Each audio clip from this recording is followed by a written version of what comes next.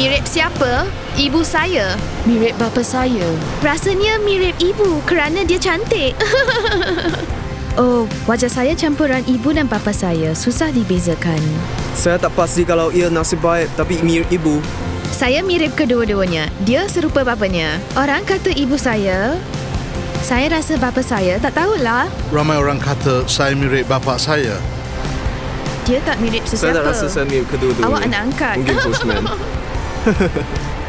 Saya mirip ibu saya kerana dia amat pintar. Hidung saya mirip dengan hidung ibu. Lesung pipi. Otot dada saya. Rambut kerinting saya. Saya rasa hidung Bagaimana saya saya mirip tahu? papa saya.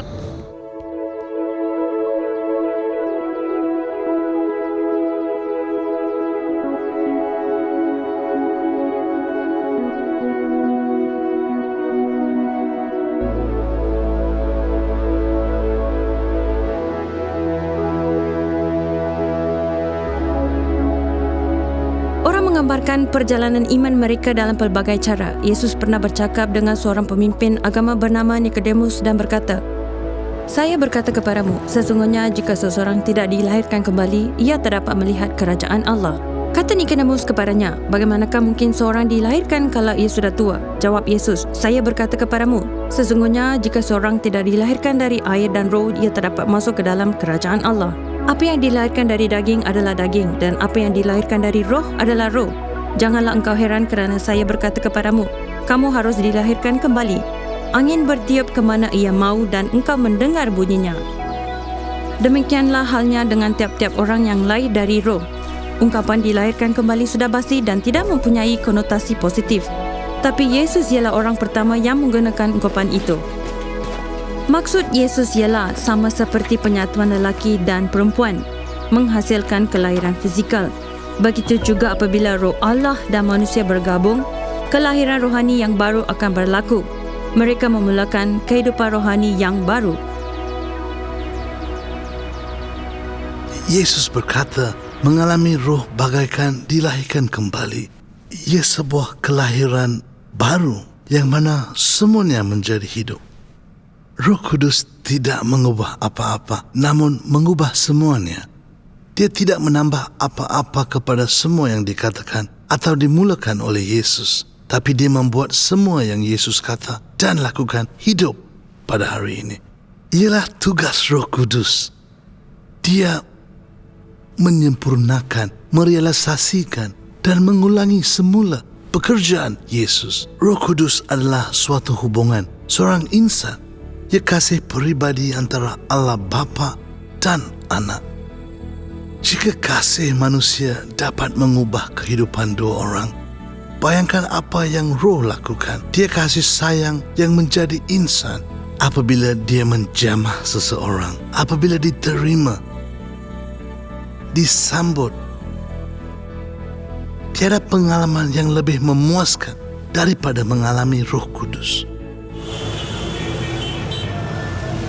Saya ada banyak ketagihan, pelbagai jenis ketagihan. Merokok, meminum alkohol, mengambil banyak bahan tembakau dan benda lain, ganja.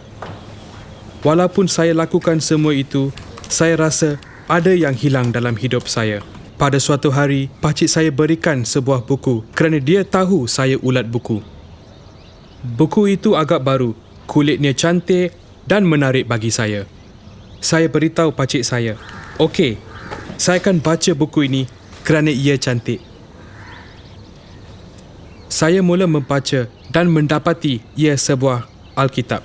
Ia menceritakan tentang Yesus Kristus, kehidupannya, ajarannya dan yang lain. Ia berbeza daripada buku lain yang pernah saya baca. Buku novel, buku detektif, ia amat berbeza. Ada banyak yang saya tak faham tentang isi buku itu, tapi ia seronok dibaca. Saya tanya pakcik saya, "Dari mana awak dapat buku ini?" Dia kata, ia pemberian sepasang suami isteri kepadanya. Pada suatu petang hari Ahad, saya berlutut buat pertama kalinya di hadapan Yesus.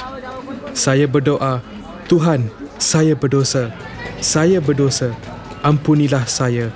Saya menangis dan Roh Allah menyentuh saya secara mendalam sehingga saya menangis kegembiraan. Saya tak tahu orang boleh menangis kerana gembira. Saya tak tahu pukul berapa saya tidur malam itu. Tapi keesokan paginya, saya bangun dari katil dan ia hari yang baru bagi saya. Tabiat lama saya hilang dalam semalaman.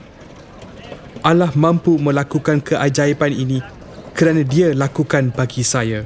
Dalam satu malam, tabiat lama saya hilang, orang yang baru dilahirkan.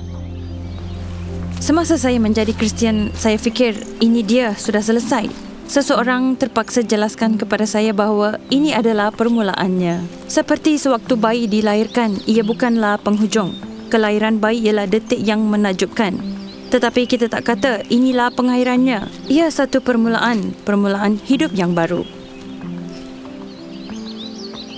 Apabila anda percaya, anda menjadi ahli keluarga Allah dan menjadi anak Allah. Dalam Roma 8:14 hingga 15, Saint Paulus menulis, semua orang yang dipimpin Roh Allah adalah anak Allah, sebab kamu tidak menerima roh perbudakan yang membuat kamu menjadi takut lagi. Tetapi kamu telah menerima roh yang menjadikan kamu anak Allah. Oleh roh itu kita berseru, Ya Aba, Ya Bapa.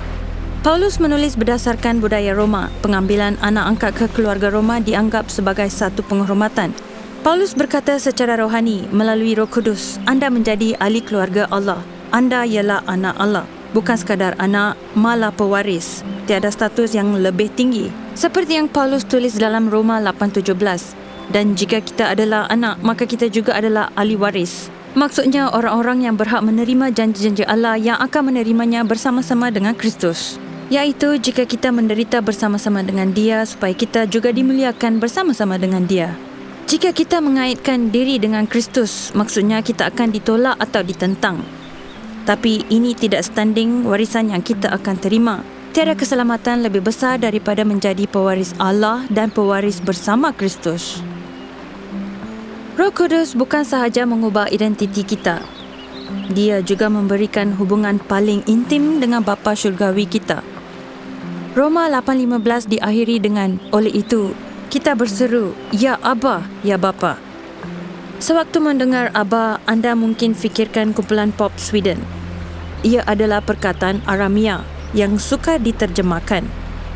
Maksudnya ayah atau bapa. Tidak kebudak-budakan tetapi sangat intim.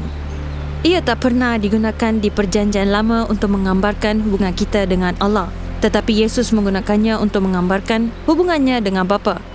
Menakjubkan sekali, dia berkata, kamu juga boleh memanggil Allah Aba, kamu boleh memiliki hubungan intim yang sama. Saya membesar di kawasan kejiranan penduduk Latin yang dipenuhi geng. Banyak keganasan, banyak aktiviti geng. Tapi ada banyak keluarga muda, orang yang ingin menjalani hidup dengan sebaik-baiknya. Bagi saya, Allah sebagai bapa, saya rasa dengan latar belakang saya, ada kalanya ia menjadi penghalang. Pertama, sebagai bapa. Kedua, sebagai pengalaman saya dengan bapa saya. Istilah itu mempunyai banyak maksud buruk bagi saya. Faham tak? Tapi saya rasa sekurang-kurangnya daripada kisah saya, Allah sebagai bapa memberikan saya sesuatu. Ia agak pentingkan diri tetapi nyata, sesuatu untuk dibanggakan. Saya mampu katakan, inilah saya yang sebenarnya. Kebapaan bermaksud keluarga dan keluarga bermaksud anda tergolong. Itu saja. Tingkah laku dan tindakan kita tidak berpunca daripada usaha mendapat kedudukan dan status dalam keluarga. Tidak, kamu sudah tergolong. Kamu tak payah berbuat begitu. Jadi, mulakan dari sana. Anda tak perlu berusaha mengekalkan status dengan bapa. Menjadi anak Allah adalah penghormatan tertinggi, keintiman paling akrab dan juga pengalaman yang paling mendalam. Roma 8:16 berkata, Roh itu bersaksi bersama-sama dengan roh kita bahawa kita adalah anak-anak Allah.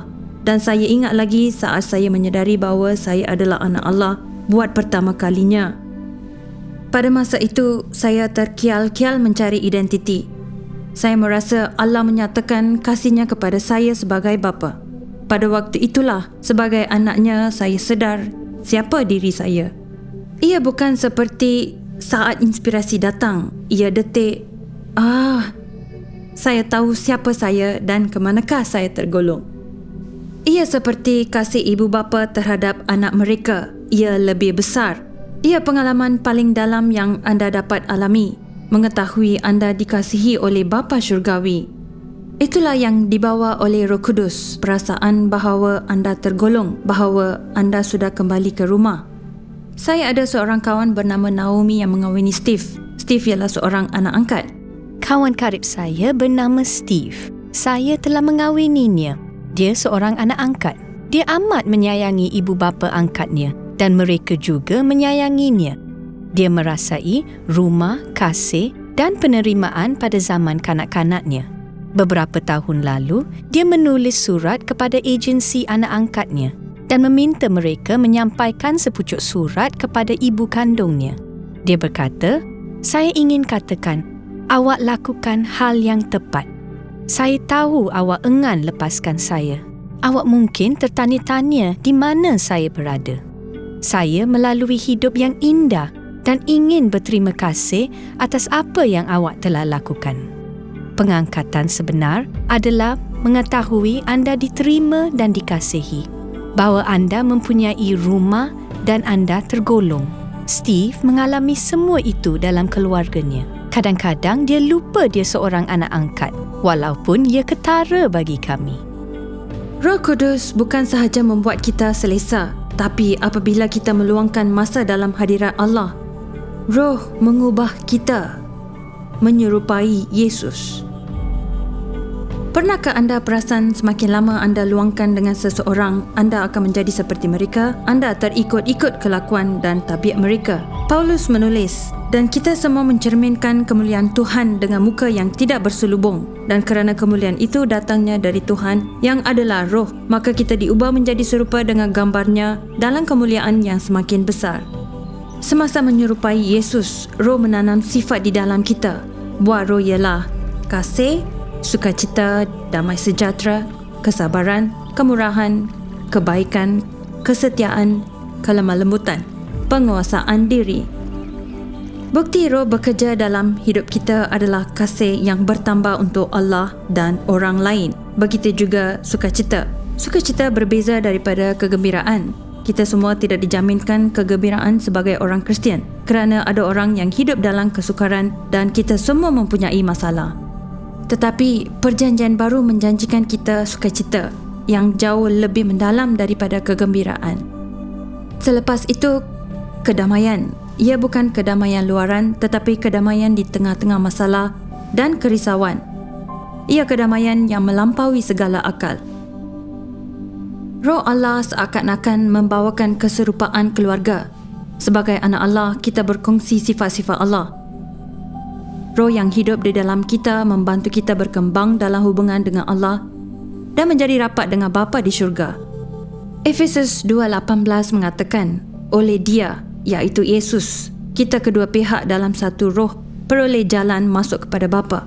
Melalui kematian Yesus pada salib, sekatan di antara kita dan Allah telah dilenyapkan. Kini, melalui Roh Kudus, kita boleh mendekatinya, kita boleh bercakap dengannya, kita boleh memahami firman-Nya sewaktu Dia mencelikkan minda kita. Saya fikir saya perlu memahami semuanya sebelum mulai percaya, tetapi ia sebaliknya. Salah seorang ahli teologi dan ahli falsafah teragung pada abad ke-11, Anselm dari Canterbury berkata, "Credo ut intelligam," yang bermaksud, saya percaya agar dapat memahami. Katanya, saya tidak berusaha untuk faham supaya dapat percaya. Saya percaya supaya saya dapat memahami. Selalunya apabila orang mengambil langkah beriman dan percaya kepada Yesus, mata mereka dibuka untuk memahami firman Allah dan Roh membantu kita mengembangkan hubungan ini.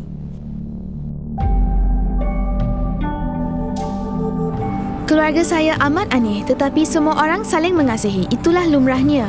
Mereka tahu saya diasuh dengan baik. Saya budak baik. Meskipun ibu saya membesarkan saya sebagai orang Kristian, saya dibenarkan menjadi diri sendiri. Dia tidak mengokong.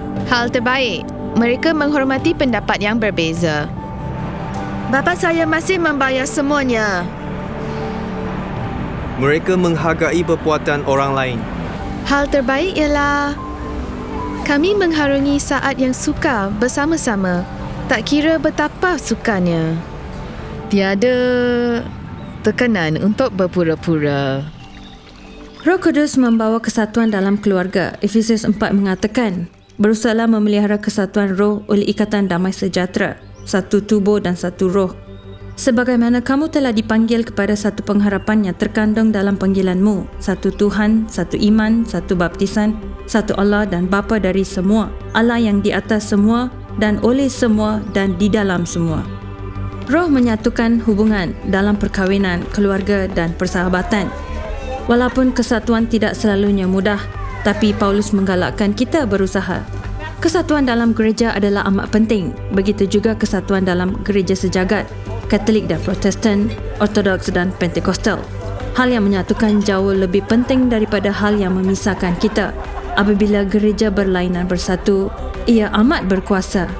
Roh Allah hidup dalam setiap orang Kristian, tidak kira latar belakang, warna kulit, bangsa, budaya dan denominasi. Semua orang berbeza. Kita semua mempunyai sumbangan berlainan. Kita semua mempunyai kurnia berlainan daripada Roh Kudus. Dalam 1 Korintus 12:4-11, Paulus menulis, ada rupa-rupa karunia tetapi satu roh, dan ada rupa-rupa pelayanan tetapi satu Tuhan, dan ada berbagai-bagai perbuatan ajaib, tetapi Allah adalah satu yang mengerjakan semuanya dalam semua. Tetapi kepada tiap-tiap orang dikaruniakan penyataan roh untuk kepentingan bersama. Sebab kepada yang seorang roh memberikan karunia untuk berkata-kata dengan hikmat, dan kepada yang lain roh yang sama memberikan karunia berkata-kata dengan pengetahuan. Kepada yang seorang roh yang sama memberikan iman, dan kepada yang lain ia memberikan karunia untuk menyembuhkan. Kepada yang seorang roh memberikan kuasa untuk mengadakan mukjizat, dan kepada yang lain ia memberikan karunia untuk bernubat. Dan kepada yang lain ia memberikan karunia untuk membedakan bermacam-macam roh. Kepada yang seorang memberikan karunia untuk berkata-kata dengan bahasa roh, dan kepada yang lain memberikan karunia untuk menafsirkan bahasa roh itu. Tetapi semuanya ini dikerjakan oleh roh yang satu dan yang sama, yang memberikan karunia kepada tiap-tiap orang secara khusus seperti yang dikehendakinya. Sewaktu berusia 16 tahun, saya pergi ke gereja dan seorang lelaki di depan berdoa agar jemaat dipenuhi Roh Kudus untuk membuat perbezaan dalam hidup mereka. Ia mungkin aneh, tetapi seorang wanita merasa Allah mengatakan saya akan menjadi sinar dalam bidang media. Dia berdoa untuk saya. Ketika itu, saya mengalami Roh Kudus secara fizikal. Ia menakjubkan, tangan saya menggeletar dan saya merasa aliran tenaga dalam tubuh saya. Ia hangat tetapi sejuk pada masa yang sama. Seolah-olah haba sejuk dibebaskan daripada tangan saya dan saya merasa Roh Allah mengalir di dalam saya. Ia mengesahkan kata-kata wanita itu. Saya amat teruja tentang apa yang Allah akan lakukan kepada saya. Saya sedar dia mempunyai rancangan untuk saya. Apabila mengenang 16 tahun yang lepas, saya bekerja dalam bidang media dan saya dapat melihat pengenapan janji Allah dalam hidup saya. Roh Kudus hidup di dalam semua orang Kristian. Kita semua mempunyai kurnia. Kita harus menggunakan kurnia di dalam komuniti. Kita semua harus turut terlibat. Apabila kita menggunakan kurnia, gereja menjadi hidup. Roh Allah memberikan kita kuasa. Yesus berkata, kamu akan menerima kuasa dan menjadi saksiku. Inilah cara gereja bertumbuh apabila kita memberitahu orang lain tentang pengalaman kita. Secara jujur, saya tak mahu ke hujung minggu Alpha. Saya hampir menarik diri pada saat-saat akhir. Dia berkata, okey, seolah-olah ada komitmen. Perubahan bakal berlaku. Saya tak pasti sama ada saya bersedia untuk perubahan itu. Ya, saya teruja untuk pergi. Pemimpin Alpha berkata, adakah kamu bersedia untuk hujung minggu ini? Dan saya menjawab, saya tak dapat pergi. Saya tak pasti sama ada saya boleh berhubung dengan Allah melalui cara itu. Sebelum ke hujung minggu Alpha, saya berkata, saya tak tahu apa yang akan berlaku. Tapi jangan harap saya akan menjadi orang Kristian atau bercakap tentang Yesus selepas itu. Selepas itu, ia bagaikan malam dan siang. Pergi ke hujung minggu Alpha dan pulang daripadanya amat berbeza. Saya gembira, tersenyum dan bersukacita. Orang pertama yang saya beritahu ialah ibu saya. Saya harus memikirkannya. Saya beritahu setiap orang. Saya kata, Ibu, saya pulang dari hujung minggu Alpha. Boleh tak berikan saya Alkitab? Dialah rakan sekerja saya. Kami sedang duduk dan dia tanya, bagaimana hujung minggu awak? Saya menjawab, saya pergi ke hujung minggu Alpha. Saya berada di pusat rawatan pada masa itu. Setelah pulang, saya beritahu semua orang apa yang saya temui. Seluruh keluarga saya berfikir, wah, apa yang berlaku? Keesokan paginya, saya ke pejabat dan saya ingat rakan sekerja saya bertanya, apa yang berlaku kepada awak hujung minggu lalu? Saya beritahu tentang kursus Alpha dan menjemputnya. Ya, ia amat baik. Ramai orang perasan perbezaannya. Saya ingin berkongsi dan menjadi lebih berani tentangnya. Roh Allah wujud pada permulaan Alkitab dalam Kejadian 1. Ia juga wujud di hujungnya dalam Wahyu 22:17. Roh dan pengantin perempuan, pengantin Kristus itu berkata, marilah. Barang siapa yang mendengarnya, hendaklah ia berkata, marilah. Barang siapa yang haus, hendaklah ia datang. Dan barang siapa yang mau, hendaklah ia mengambil air kehidupan dengan cuma-cuma. Itulah jemputannya, jemputan kepada semua orang. Roh dan pengantin perempuan itu, iaitu gereja, berkata, marilah. Marilah dan mengalami kasih Allah untuk anda. Marilah dan mengalami hubungan intim ini. Marilah alami kasih Allah secara mendalam. Marilah dekati Bapa. Roh akan bantu anda berdoa dan memahami Alkitab. Datanglah dan diubah menyerupai Yesus. Marilah bersatu dengan gereja sejagat. Marilah alami kurnia roh dan kuasa Allah yang memberikan anda keinginan untuk memberitahu orang lain tentang Yesus. Allah ingin memenuhi kita semua dengan rohnya untuk menerima air kehidupan secara percuma. Itulah janji untuk anda. Ada orang yang menginginkannya, ada yang pasti jika mereka mahu. Jika anda tidak merasainya, berdoalah agar Allah memberikannya kepada anda. Allah menerima kita seadanya. Jika anda mempunyai keinginan itu, mintalah dan Allah akan memberikan air kehidupan secara percuma.